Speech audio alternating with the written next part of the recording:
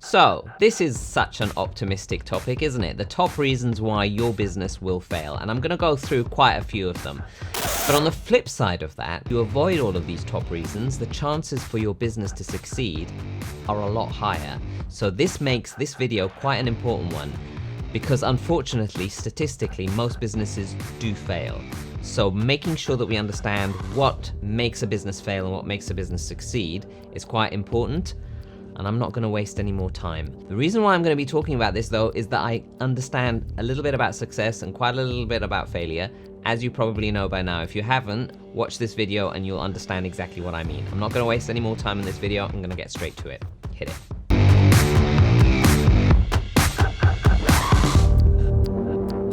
So I'm going to go through these quite quickly because there's quite a few on the list. Yes, that's probably why most businesses end up failing, unfortunately, because there's quite a few on the list. I'm going to go through the first two, which are the most straightforward ones, and then get onto the more interesting ones later on. But I say they're the most straightforward and simple ones and the obvious ones, but actually they're the ones that make a lot of people stumble and are the foundational element of how you should run a business. So number one is you build a product or a service that there's no market for, and people just don't want to buy it. And time again, people will sit there and convince themselves that the product or service that they're building and developing and trying to sell to people are things that people want to buy, where they haven't actually gone out and asked them and done their market research and asked the potential customers, would you buy this? Seems like an obvious thing, but a lot of people don't do that, and they'll sit there because they think it's fantastic. They'll think that everyone else will want to buy this, and it's sometimes, unfortunately, not the case. Watch this video up here if you haven't done so already. It's all about target markets, segmentation, and understanding how you build a business model around an avatar and a niche market, and so on and so forth. So that's number one, no market for the product or service that you're selling. Number two is not able to sell to them, or the inability or the lack of knowledge or need or want or comfort or whatever word that you want to put in. People sometimes just don't feel comfortable selling or do not know how to sell their product. And time again, people sit there and worry about selling and saying, oh, I don't want to do sales. I don't want to be salesy. It's too salesy. I don't want to come across as being salesy. Where if you're in a business, you're there to sell a product or a service, because if you've done your research right and your market research right, for number one, if you've done all of that right, there is a need and people want to buy. So if people want to buy, then you are doing them a service by selling it. But if people don't want to buy it, then number two doesn't apply anyway, because you shouldn't be in business. So let's assume that we've got number one right. Then number two should be that people want to buy your product or service because you are solving a pain point and a need for them. And actually, it would be a disservice if you didn't provide the product or service that you have to them and they actually needed it. And here's something else that we sort of think about in the wrong way, and I hope next time that you come to sell and you're feeling uncomfortable selling, people actually enjoy shopping. Think about that. People enjoy shopping, don't they? They shop for a hobby. We as a nation and a culture and a world and a global and a whatever species, we go around shopping as a hobby. Shopping is a pastime that we do. What do you want to do? I want to go shopping. I'm going to go buying. I'm going to go start looking for stuff. We want to buy. People want to buy. So why are we sitting there worrying about selling when you are talking potentially to someone who's going to be super excited to buy, because it's incredibly exciting for them to do that as a pastime and a hobby? So make sure that your selling experience to the buyer is exciting and a great experience, because if you do it the right way around, they will come back time and time again. So number two is not being able to sell to your target client or customer. Number three is cash flow calamity. Wow, I sort of like sat down and thought about that sort of phrase all of like 2 seconds. But anyway, cash flow calamity. You run out of cash, and essentially it means you are making less money than you are paying. And that could be for all sorts of reasons, including pricing yourself too low. If you haven't seen that video, watch this. You need to price yourself according to the value you're offering. But also there are a myriad of reasons on why you would run out of cash, and that's probably time for another video. So please make sure that you like and subscribe, and hit that notification bell as well, so that you can stay in touch with all of these things. So on to number 4, which I like to call the Superman or Superwoman complex. And this is something that I think nearly all of us, maybe not Richard Branson, but you know, the rest of us mere mortals, have gone through at some point in time, or maybe even still going through. And that's when you build a business, it's your baby, and you know, nobody else can possibly do this better than you. So you're going to get that cape, put it on your back, and just carry the whole load. And you're going to do absolutely everything there is to do in that business. And you end up burning out, let's face it. And we've all been there or heading there. So don't do that, please.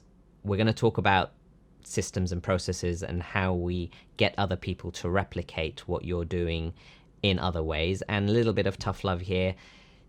People, once you train them in the right way and you have the right systems, they are able to replicate what you do. Otherwise, all of these other companies wouldn't have been able to scale to the sizes that we see, such as Virgin and Apple and all of the other things. Yes, your genius zone is your genius zone, but it's your job, if you're going to run a business, to enable other people to specialize and do things that so that you don't have to do it, and that you have to then sit there and focus on growing the business rather than working inside it. Otherwise, you're just running a freelance contracting job and it's not a business. So if it's a business, we're going to need to start outsourcing, delegating, hiring, and we're going to have videos about this in the future. But if it's not and it's a freelance job, then that's a completely different matter and maybe not relevant to this video at all. So that was number 4. So number 5 is no vision and no strategy for your business. And I cannot stress how important it is to have a vision and a strategy for your business. It is really, really important. And it surprises me and it baffles me so many times when I speak to many business owners and they do not have a vision or a strategy set for their business. So don't worry, if you haven't got one set, you're not alone. But unfortunately, it might also be one of the reasons why a lot of businesses fail. So now you know, go about setting a vision and a strategy for your business, because it is that important. A vision is about the destination where you're heading. You need to know where you're going. Otherwise, how do you know you got there, or how do you know how to get there? When you set out and go to any journey, you pretty much have set in your head, I'm going here, and here is how I'm going to get there. And I'm going to sort of take a car, or I'm going to take a plane, or I'm going to take a bus, or whatever it is, or a bicycle, and I'm going to get there. And I'm going to take this route, and here's my sat nav, and here's my money, and here's this, and here's that. And you set out a business plan for your route, but you don't do that for your business. We do it in all other aspects of our lives, but not for our businesses. We need to understand where we're going, and we need to understand how we're going to get there, which is where the strategy comes in. Strategy is not just about setting goals. Strategy is more about understanding your destination and then mapping out a path and navigating the obstacles to get to that destination. And it's a very, very fundamental difference, which makes you understand and be much more strategic, for want of a better word, on how to actually run your business to get to that vision that you've set in the first place. And that's number 5. Which brings us very smoothly on to number 6, which is you focus on the fun stuff and you don't focus on the stuff that you should be focusing on. And time again, we all do this. We sit there and we focus on stuff because it's easy for us, or it's our expertise and it's fun and it's exciting and it's our passion. And we sit there hours and hours and hours and days and days and days, and we focus on it and we work on it and we try and perfect it and get it better and get it right. And we leave all of the rest of the other business crumble around us. And that's not what we should be doing. As business owners and as entrepreneurs or CEOs of our business, what we should be doing is we should be looking at the strategic path that will get us to the destination that we've put as our vision. And we need to say, here's our path, Let's get there and let's map out this route like a sat nav. Be the boring sat nav. In 200 yards, turn left. In 300 yards, turn right, and follow that destination to your friend for dinner. Instead, what we do is we sit there and we say, in 200 yards, turn left. Oh, but hang on a minute. This road is so scenic. It's so beautiful. Look at these mountains. Look at the sea. Look at that view. And you drive down for 200 miles. Instead, where you should have turned left back 198 miles ago. And your friend is probably still waiting for dinner, which has gone cold 3 hours ago. Don't do that. You wouldn't do it to your friend, so don't do it in your business. Number 7 is that you don't have systems or processes in your business, and it is crucial. Crucial, crucial, crucial. I'm going to say crucial as many times as I can in this video to get across that it is crucial to have systems and processes in your business. Otherwise, you will not be able to stay consistent, you will not be able to measure, you will not be able to repeat things, and you will not be able to get other people to do those things at the standard and the level and the repeatability that you want them to do. And that brings us to that earlier one where we spoke about the Superman and the Superwoman complex, and can you get other people to do what you want them to do at that level? Yes. And that's why when sometimes smaller businesses hire out for the first time and they hire teams and they hire people and they're amazing on paper, these people that they hire, and they bring them in and they say they were useless, they didn't know what I wanted them to do, and they're not doing it correctly and they're not doing what I want. It's because you haven't told them what you want. You might have said it, but it's not the same as having it as a system and a process that they all work within. And that's how all of these major companies like Virgin or Apple or even McDonald's, whether you like their food or not, it doesn't matter, but they build themselves around systems and processes. And these franchise-based companies as well, that's how they can maintain the quality every single place you go in. It's exactly the same because it's repeatable. And it's not because that first person was the only person that was able to make that amazing piece of chicken flavor with its secret recipe. Everyone else can do it now, and it's still secret, but everyone else can do it because of the systems and the processes in place. So number 8 is the wrong people doing the wrong things.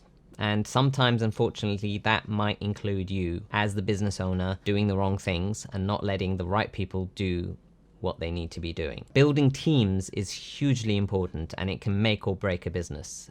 And building the right team around you is going to be vital. One of the things that a lot of people say, and you've probably heard it before, is hire slow and fire fast. And this is a really, really good piece of advice. When you're building a team, make sure that you hire really slow. Take it slow when you're trying to find the right person to do the right task and the right role and the right job. Because if you find the wrong person really early on, and you probably will, so don't make your first hire a really big one. Make your first hire a smaller sort of role so that it can be less costly. But as you scale and as you grow more, make sure that you're hiring very, very slow. Very slow. But when it comes to firing, and I know that sometimes this is an uncomfortable situation to be in, you need to fire fast, because having someone around that is not contributing to the business in the way that you have set for it strategically can be quite toxic sometimes, or quite damaging to your business both inside and out. So making sure that you have the right people doing the right things and building the right team around you is crucial. So not having the right team is one of those reasons why your business could potentially fail. So number 9 is the speed and rate that you are able to grow and adapt. And this can be a double-edged sword sometimes. Sometimes you can be growing too fast, and sometimes you can be growing too slow. And sometimes you need to adapt fast for, the changing environment and market like we've had in the previous sort of times. But also sometimes you need to sort of stay on course and be consistent and focus on one thing. So having your finger on the pulse as the CEO of your own business is really, really important to be able to understand the market around you and when to put your foot on the brakes and when to put your foot on the accelerator. And it's one of the things that I think we potentially failed at, because I think we grew and scaled too fast in the business that I talk about here, which failed. I think we scaled too fast. Yes, we weren't paid for our 8-figure project, but I think we had the wrong people at the wrong with the wrong training working at a company that was valued at much, much higher than the training that they had received in, and we were working on projects which were way too high, and we could have probably had the right safety nets in place, which we didn't. So having the ability to understand that capacity to change speed is really, really important. So number 10 is the wrong type of passion. What do I mean by that? A lot of times I hear people saying, build a business around your passion. And that's the wrong way around things. You should not be building a business around your passion. Build a business around a market need. Build a business around something that makes business sense, that is going to make money, and there is a need, and there is a demand, and there is a good market size, so on and so forth. And marry that with your passion, then you've got something that is going to be potentially a good thing. Because yes, you don't also want to be doing something that you're not passionate about if you're going to be running it on a day-to-day basis. If you're going to be finding a market need and saying, I'm going to build a business that I'm going to hire out an entire staff of people to do, and I'm going to have nothing to do with it, and I'm going to go away and do something else, then you don't even need to be passionate about it. But if you're going to work on it on a day-to-day basis, yes, you should be passionate about it, but it shouldn't come from just your passion. Because unfortunately, if you sit there and it's just something that's passionate and there's no need for it, it will turn into the bane of your life, and you will hate it and you will detest it, because you will struggle and suffer to convince people to buy your product or service that you're incredibly passionate about, and nobody will want to buy it, and you will sit there and you will hate it and you will never want to see the sight of it again. So don't do that. Do it the other way around, but still find the right type of passion, not the wrong type of passion. And that trips up a lot of people when they find the wrong type of passion. They either find something that they're passionate about that has no market, or the other way around, and it just doesn't work one way or the other if you're going to be working inside the business. So were there just 10 reasons? The answer is yes and no.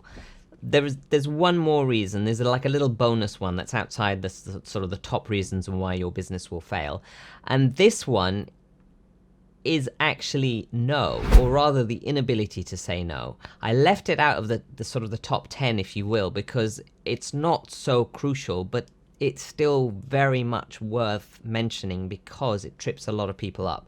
Because people, including myself, a lot of times will sit there and try and please everyone, including clients, saying yes to them, trying to make them happy, yes and yes and yes, until we drown in all of the yeses that we have, and we can no longer cope because we've taken on too much, or we burn out in the process. And what we don't realize is every time we're saying yes to one person, we're using up resources, we're using up our time, we're using up all of these things, and in return, we're saying no to a whole bunch of other people. So if you don't want to say no, make sure that when you're saying yes to that person, you've got all of these no's in the back of your mind, and say, am I going to really say no to that one, and that person, and that person, and that person, and that person? Just don't do that, because it really trips us up, and we sit there and we drown. And I've been there, and it's not pleasant. So I put it in there because I think it's really important, and it's something that trips us up a lot. I'll see you next time. Okay, so when do I get to say the bit, like all the other videos out there on YouTube where they say if you don't want to fail, you need coaching and mentorship and advice, and you just need to pay me money? Well, which part, when do I get to say that?